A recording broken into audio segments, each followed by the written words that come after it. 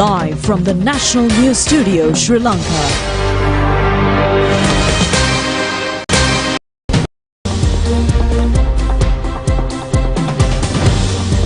Good evening and welcome to the National News Broadcast, bringing to you live from the National News Studios here at Rupavahini. I'm Jakatkumara. And I'm Vijay. Let's have a look at the headlines first. The President says that Sri Lanka's support to establish the State of Palestine while confirming the security of the State of Israel. Direct flights between Sri Lanka and Israel will begin next month.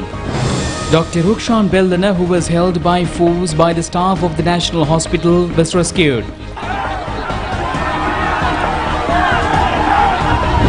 11 more historic places of worship have been added to the list of sacred premises. Vijay Kumar Tunga's 36th death anniversary commemorated. Israel arrested a large number of terrorists from a hospital in Gaza. The first T20 match against Afghanistan will be played tomorrow.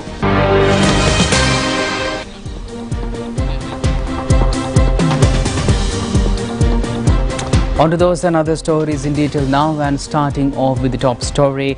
In a significant diplomatic encounter, Israel's Minister of Transport and Road Safety, Brigadier General Miri Regev, convened with President Ranil Wickremesinghe. The meeting delved into crucial matters concerning the safe returning of Israeli hostages, with President Wickremesinghe affirming Sri Lanka's unwavering commitment to advocating for their safety. Furthermore, amidst the ongoing hostilities in Gaza, the President called for an immediate cessation of violence, underscoring the paramount importance of peace and stability in the region. Highlighting Sri Lanka's stance on the Israeli-Palestinian conflict, President Wickremesinghe reiterated the nation's support for the establishment of a Palestinian state. He also emphasized the significance of ensuring Israel's security, fostering a balanced approach to regional peace. The meeting signifies a continued effort by Sri Lanka to engage diplomatically on pressing international issues, reflecting the country's commitment to fostering peace and stability on the global stage. Accompanying the President were Chief of Staff Sagar Ratnayaka, Secretary to the President Saman Ekanaika and Director of International Affairs Dinuk Colombo, underscoring the significance of the discussions held between the two nations. And meanwhile, the agreement to start direct flights between Sri Lanka and Israel was signed today at the Ministry of Ports, Naval and Aviation Services. And accordingly, direct flights between Tel Aviv and Jakatkumara will be started under a scheduled timetable from next month. Minister Nimal Siripal de Silva signed the agreement on behalf of the Sri Lankan government, and Minister Miri Regev signed for Israel. Several chartered flights of Asia Alliance in Israel have arrived at Jakatkumara Airport since last December. Several more airlines of Israel have expressed their willingness to kick off direct flights to Sri Lanka.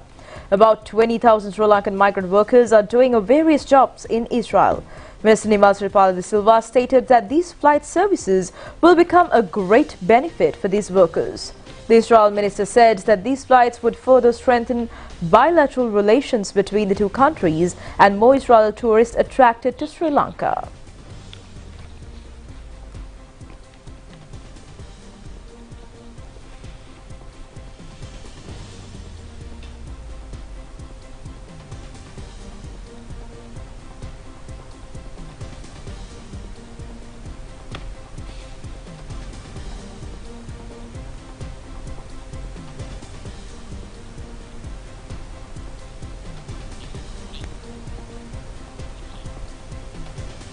Today we signed the air service agreement between Sri Lanka and Israel, which will facilitate the safe air travel between Sri Lanka and Israel. This will be a tremendous advantage to Sri Lanka because Israel has already committed to take about 10,000 agricultural workers to work in Israel, and we need air travel between Sri Lanka and Israel in order to make it a reality. And in the same time today, the minister in charge of transportation in Israel assured me that they will be giving more employment opportunities to Sri Lankans in Israel, and Therefore, we need to have this sort of agreement to have safe passage between the two countries. In the same time, this will boost the tourist industry because a lot of tourists who want to visit Sri Lanka, they would like to travel direct between Tel Aviv and Colombo or any other airport in Sri Lanka, and therefore this is of much importance to rebuild our economy also.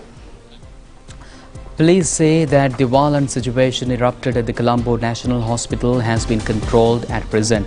This chaotic situation occurred when a group of staff at the National Hospital surrounded the office of its Deputy Director, Dr. Rukshan Bellana, and tackled him hostages this afternoon. Even police riot squads were also called to the National Hospital premises to control the situation. 72 trade unions of the health sector started two-day strike on the 13th of this month. They demanded an allowance paid similar to the doctors at present to be paid for them as well. At the time, Dr. Rukshan Bellana made comments to the media badly criticizing the striking workers. Deputy Director of the Colombo National Hospital, Dr. Rukshan Bellana, said that the health strike ended in a failure. Some staff workers had started a strike outside the office against me. It is reported that Ravi Kumadesh and others have picked up minor staff to act in a violent manner.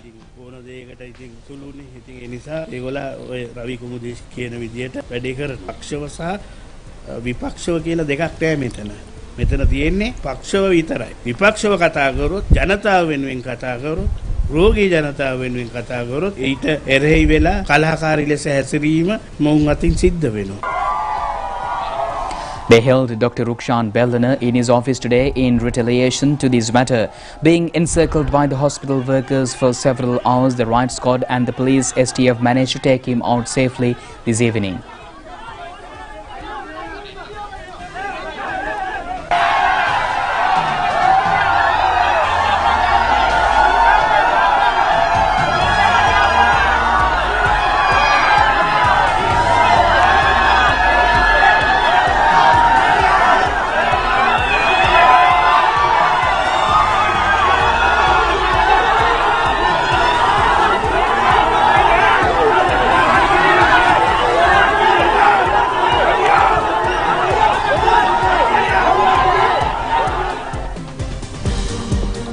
And in the meantime, the National Physical Planning Department has designated 11 temples of significant archaeological, historical and sacred importance as sacred sites in the government had their respective documents submitted to the Presidential Secretariat yesterday, presided over by President Secretary Saman Ekanaika. As a result, the total count of sanctuaries recognized as sacred places of worship in Sri Lanka has now risen to 142. President Secretary Saman Ekanaika affirmed President Ranil Wickremesinghe's unwavering commitment to upholding and protecting Buddhism in accordance with the Constitution. Additionally, the Secretary to the President highlighted various government initiatives aimed at advancing Buddhism, guided by the President's directives.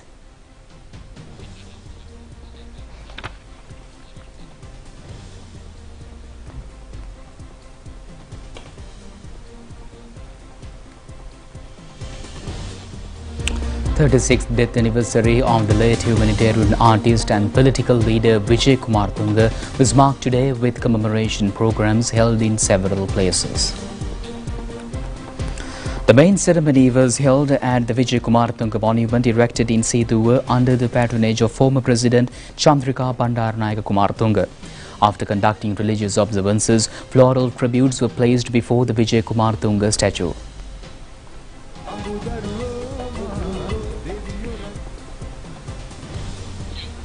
A blood donation campaign has been organized at the Setuwa Vijay Tunga Memorial Hospital. Selected low-income families were provided with dry rations. This program was organized jointly by the Director Board and the staff of the hospital. Floral tributes were made at the Polhengude Vijay Tunga monument as well this evening.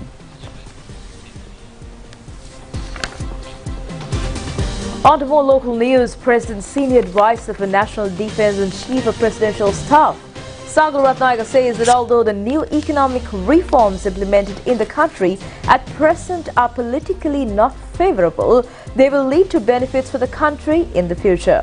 He pointed out that the economic reforms implemented by the government will definitely be favorable for young generations in the future.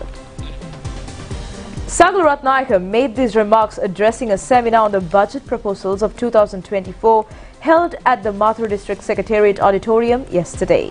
This was organized by the President's Trade Union Relations Division.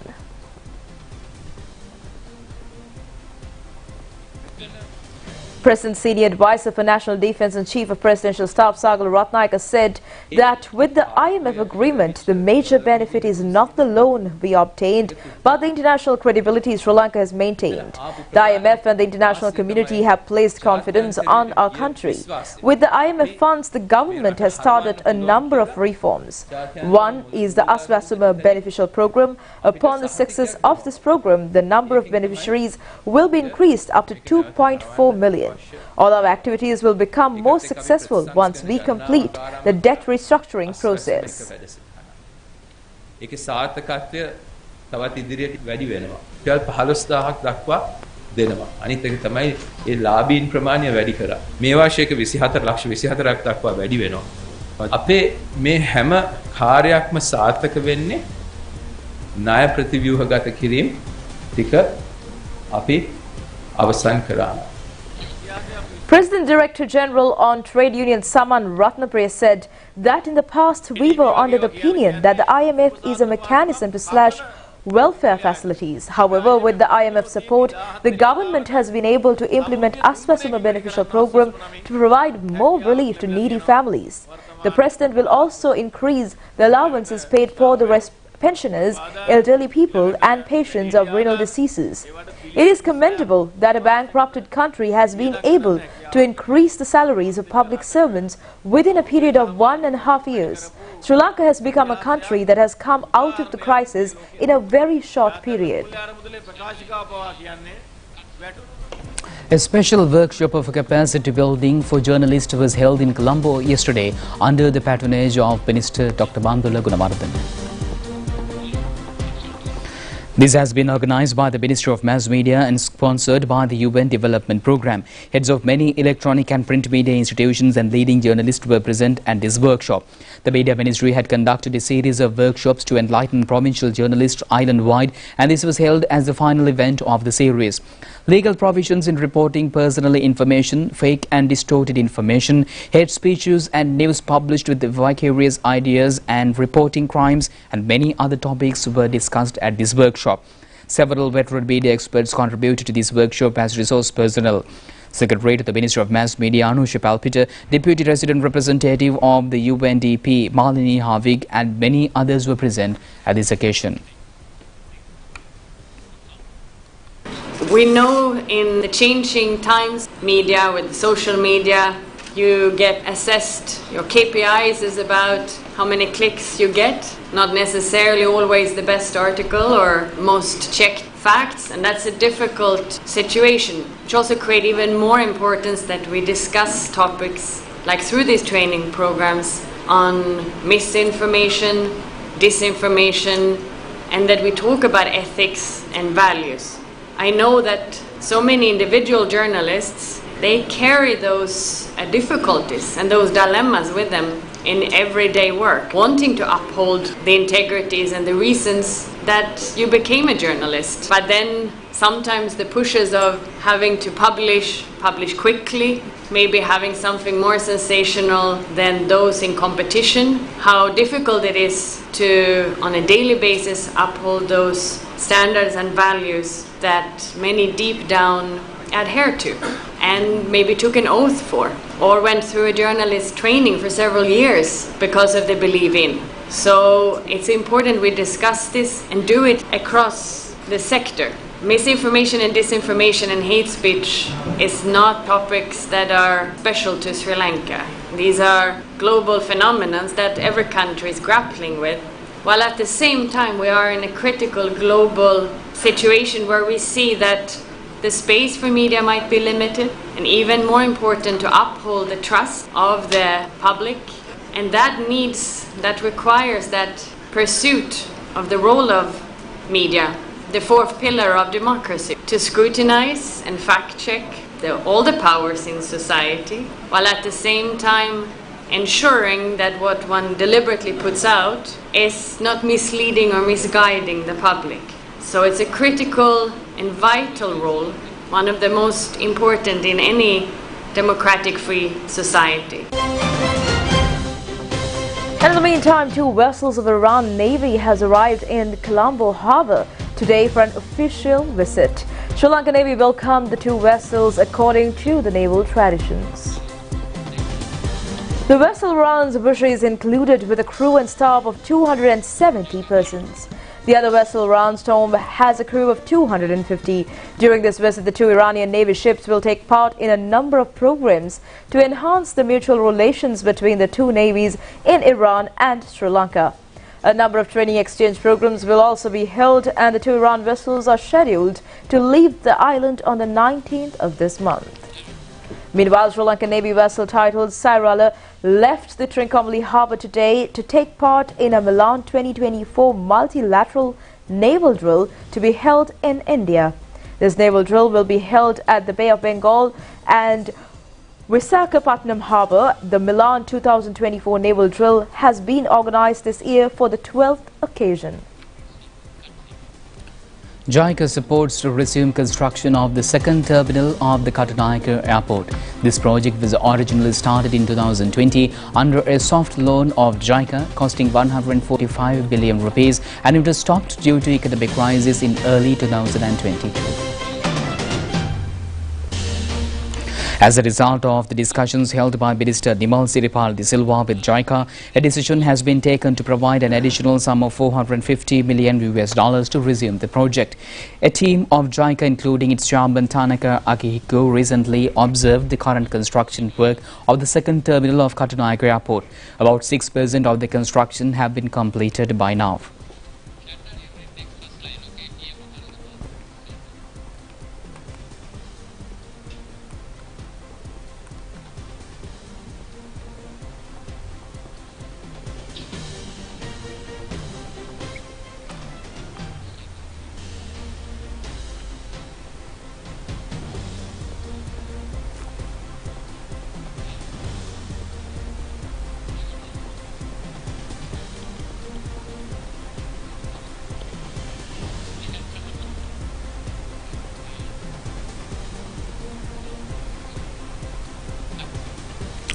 On to more local stories, Prime Minister Dinesh Gunawardena says that without waiting for receiving funds from the decentralization budgets for small development projects, the local government bodies should implement development goals covering numerous departments. And the Prime Minister made these remarks addressing the Maharagam convened yesterday. The Prime Minister requested officials to achieve their duties properly for the well-being of the general public. The government is taking stern actions to control drug smuggling. The Municipal Council, Police and the Divisional Secretaries should be vigilant over these operations. They must actively contribute to the police to make the operations a success. Even the government supporters are accused of drug-related charges, legal or political status. Funds from the decentralized budget are not essential to achieve tangible development activities. Prime Minister Dinesh Gunawardena further said that the local government bodies of the relevant area should implement such programs with the funds they have in hand, and they are accountable for the swift implementation of development projects. SuperVeners 2.5 million, 2 million were distributed with relevant checks yesterday. 48 winners were provided with prize money amounting to over 160 million rupees. The ceremony was held at the Development Lotteries Board Headquarters Auditorium under the patronage of Chairman and Chief Executive Officer Ajit Naragalat. The sales agent who sold the winning tickets were also provided with prizes and certificates. Winners of Shanita Vasana, Lagna Vasana and Super Bro were presented at this occasion.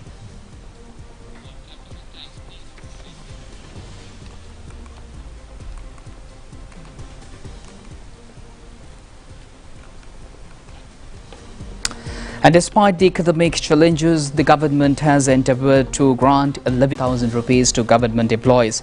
Chairman of the Sectoral Monitoring Committee for an Open and Responsible Government and Parliamentarian Jakatkumara emphasized the importance of health unions preparing from strikes in a manner that adversely affects the patients' lives. And the chairman of the Sectoral Oversight Committee for an Open and Responsible Government highlighted the progress in the country that cannot solely rely on accusing public representatives in Parliament.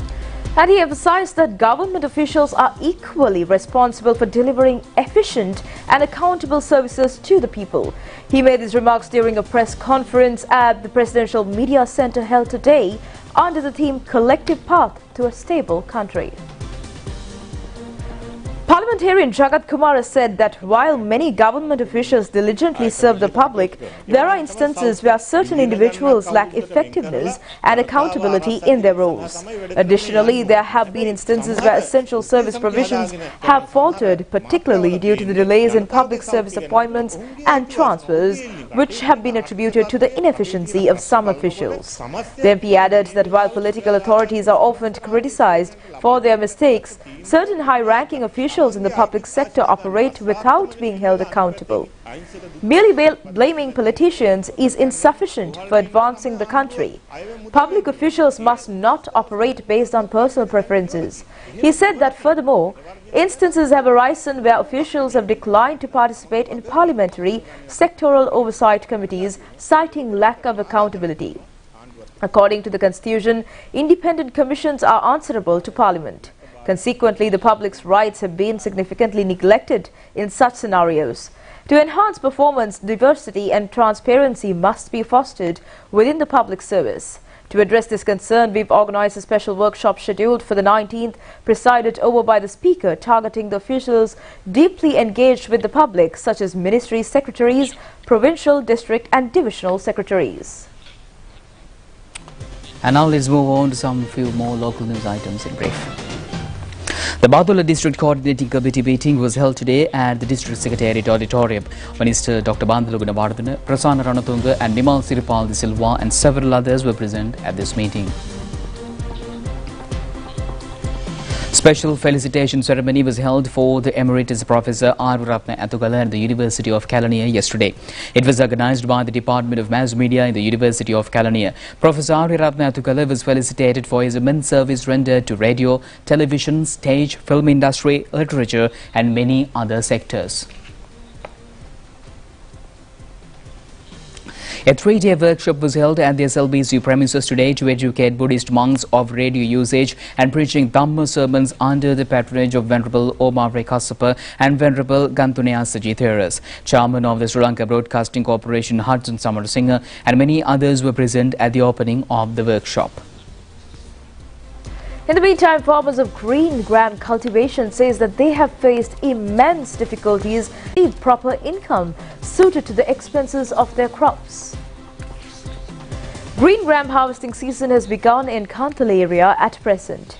The farmers say that middlemen buy their green gram harvest at a very low price. And the local market price of green gram is very high. However, the buyers given them very little amount of money. This has also caused inconvenience to the labourers who work at green gram crops for a daily wage.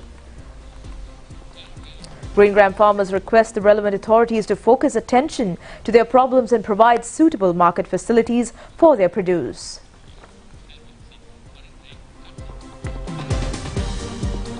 Stay tuned with international news after this break.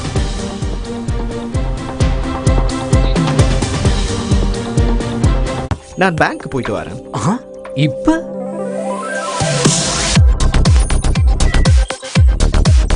Full ஃப்ரீடமுடன் Singh என்று banking செய்ய உங்க லைஃபுக்கு set ஆகுற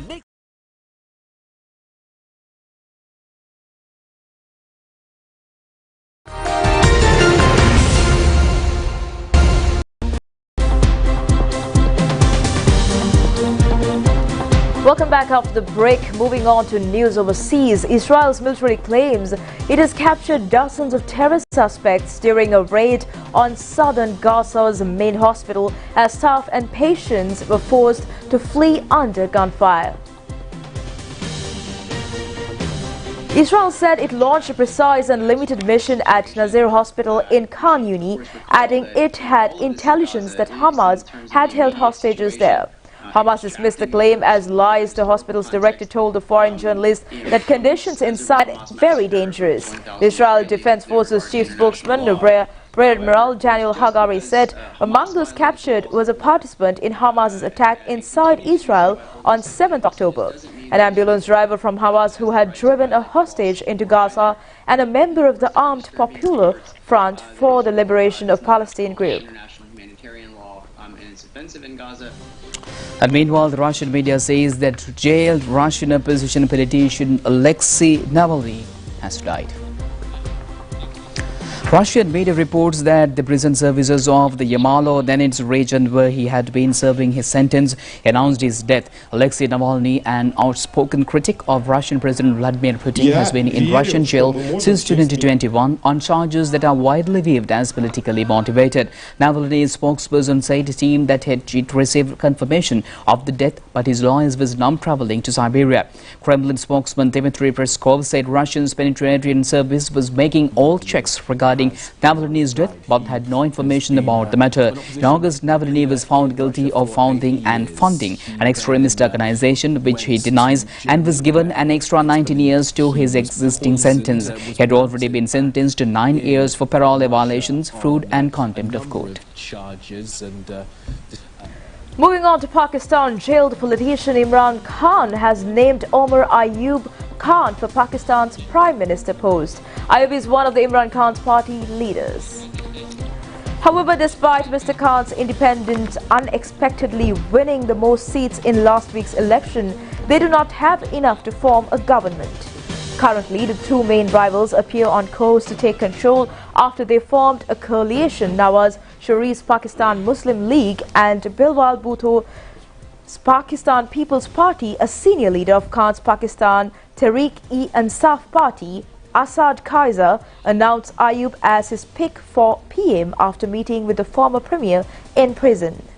Members of the Pakistan's National Assembly will elect the new Prime Minister, and 56-year-old Ayub will face off against the Pakistan Muslim Leagues.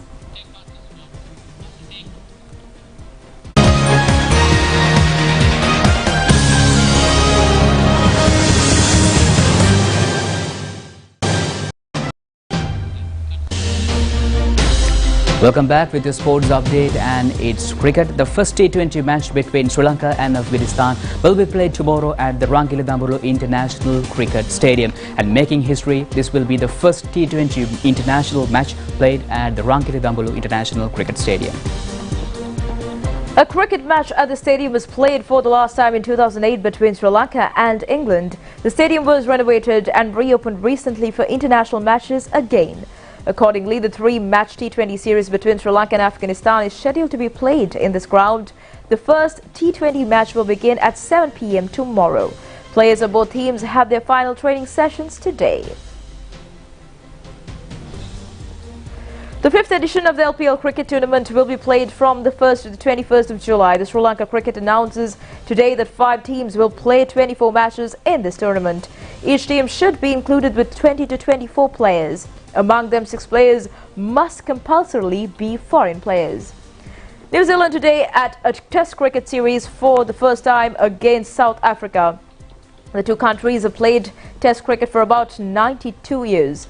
The second test match between the two countries was played in Hamilton. South Africa scored 242 runs in the first innings and New Zealand 211 runs in the first innings. South Africa scored 235 runs in the second innings, giving a victory target of 267 runs to New Zealand. New Zealand passed the victory target only for the loss of 3 wickets. Kane Williamson not out 133. New Zealand won the 2-match test series 2-0.